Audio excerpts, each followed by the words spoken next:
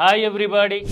ఏపీకి semi conductor industry వచ్చేసింది అని పేపర్లో ప్రముఖంగా బ్యానర్ కనబడుతుంటే ఇది డబుల్ ఇంజన్ సర్కార్ ఎఫెక్ట్ అని మనోళ్ళు చాలామంది జబ్బలు జరుచుకోవడం కూడా మనకి వినపడుతుంది. ఇంతకీ ఇలా ప్రకటించిన కంపెనీల ట్రాక్ రికార్డ్ ఎలా ఉంది, ఏపీలో ఇంతవరకు ఆ ఎస్టాబ్లిష్మెంట్ ఎంతవరకు వచ్చింది అనేది ఒకసారి వెరిఫై చేసుకుంటే కాస్త టైమ్లీ ఉంటుంది, ప్రాక్టికాలిటీ ఎంత ఉంటుంది అనేది కూడా మనకు అర్థమవుతుంది. ఇక్కడ ఒక పాయింట్ అండర్ స్కోర్ చేసి చెప్తున్నా, ఏపీకి ఇండస్ట్రీ రావాలి, డెవలప్మెంట్ జరగాలి, ప్రోగ్రెస్ అనేది కళ్ళ ముందు కనిపించాలి. ఖచ్చితంగా ఎవరైనా అదే కోరుకుంటారు. కానీ ఆ ప్రోగ్రెస్ డెవలప్మెంట్ ప్రకటనలకు మాత్రమే పరిమితం అయిపోతే కనుక ఉస్సూరు అనిపిస్తుంది.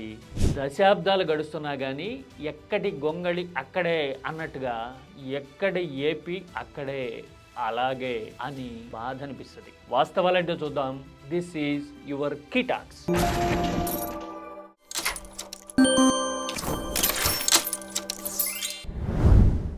భారీ స్థాయిలో ఏపీకి పరిశ్రమలు వచ్చేసాయి, ఫలానా పరిశ్రమ ఇక్కడ ఎస్టాబ్లిష్ చేయబోతున్నాం అనే ప్రకటనలు గత 11-12 ఏళ్లుగా మనం వింటూనే ఉన్నాం. ఇప్పుడు సెమీ కండక్టర్ ఇండస్ట్రీ వస్తోంది అనేది లేటెస్ట్ న్యూస్. దీనికంటే ముందు ఇక్కడ అధికారంలో ఉన్న పార్టీ కానీ లేదంటే కనుక కేంద్ర ప్రభుత్వం కానీ ఇచ్చిన కొన్ని హామీలు ఉన్నాయి. మొదట 2014 టైం తర్వాత నుంచి కొన్ని చూద్దాం. బహుశా అవి మైల్ స్టోన్స్ లాంటివి బాగా ప్రచారం జరిగినవి కాబట్టి నేను ఇవి ప్రస్తావిస్తున్నా. సపోజ్ వెల్ ఎక్స్టెన్షన్ ప్రాజెక్ట్ అనేది నిమ్మకూరులో పెడుతున్నాం, ఎన్టీఆర్ సొంత ప్రాంతం అది, అందుకని మా ప్రభుత్వ హయాంలో ఆ ఊరిని అభివృద్ధి చేయడానికి ఇది తీసుకొస్తున్నాం అని 2014-19 మధ్య ప్రచారం చేయడం ఏపీ మొత్తం చూసింది.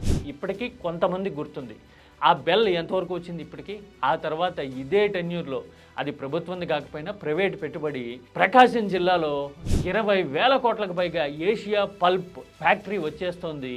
పేపర్ తయారీలో అసలు ఇండియాలోనే ఇది బిగ్గెస్ట్ ఇన్వెస్ట్మెంట్ కాబోతోంది, ఇండోనేషియా కంపెనీని తెచ్చేశాం అనే ప్రచారం మోతెక్కిపోయేలాగా చేయడము, ఎన్నికల్లో అదో పెద్ద ఎజెండా అయిపోవడం 2019 ముందు 18లోనూ చూసాం. ఆ ఏషియా పల్ప్ ఏమైంది, వచ్చిందా, వస్తే గనక ఎక్కడుంది, ఎంతవరకు వచ్చింది అనేది ప్లీజ్ లెట్ మీ నో. ఇక ఆ తర్వాత కాకినాడ పెట్రోకెమికల్ కాంప్లెక్స్ గురించి 2014 విభజన టైం నుంచి మాట్లాడడము ప్రచారం చేయడం చూసాం. ఆ తర్వాత వైబిలిటీ గ్యాప్ ఫండింగ్ అనేది ఏపీ గవర్నమెంట్ చేయట్లేదు, అందుకోసమే ఆ ప్రాజెక్ట్ ఆగిపోయింది అని టీడీపీకి బీజేపీకి మధ్య ఫ్రిక్షన్ వచ్చిన తర్వాత 2018లో ప్రకటన చేయడం చూసాం. ఆ తర్వాత దీనికి ఇంకో డెవలప్మెంట్ కూడా ఉంది.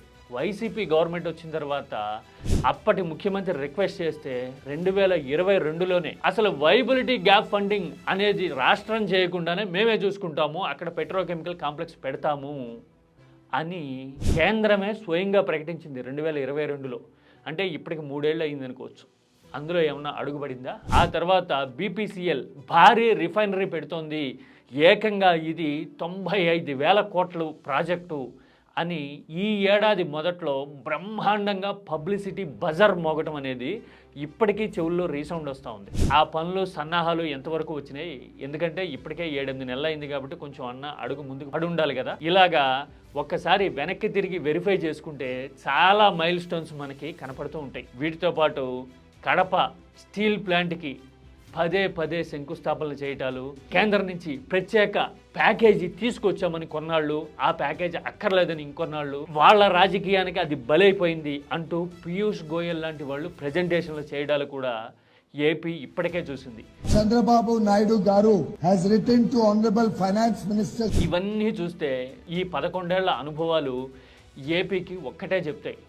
మనోళ్ళు బ్రహ్మాండంగా ప్రకటనలు చేస్తారు, కొన్ని చోట్ల భూసేకరణ నోటిఫికేషన్లు కూడా ఇచ్చేస్తారు, సంబరాలు చేస్తారు, మీడియా సెలబ్రేషన్స్ని కొన్ని రోజుల పాటు కంటిన్యూ చేసేసి ఇమేజ్ అట్రిబ్యూట్ చేసేస్తుంది, అభివృద్ధి విధాత లాంటి ట్యాగ్లు వేసేసి. ఆ పర్పస్ మాత్రం సర్వ్ అవుతుంది, కానీ గ్రౌండ్ రియాలిటీ చూస్తే మాత్రం నేల ఖాళీగా మనల్ని వెక్కిరిస్తున్నట్టుగా చూస్తూ ఉంటుంది నోరు తెరిచి. ఈసారైనా ఇలాంటి ఎక్స్పీరియన్స్ మారాలని, ఆ సెమీ కండక్టర్ ఇండస్ట్రీ ఏదో రావాలని, నిజాయితీగా అట్లీస్ట్ కొన్ని విషయాల్లో అయినా మన చెవుల్లో నిజాలు పడాలని, వినపడాలని కీ టాక్స్ కోరుకుంటోంది.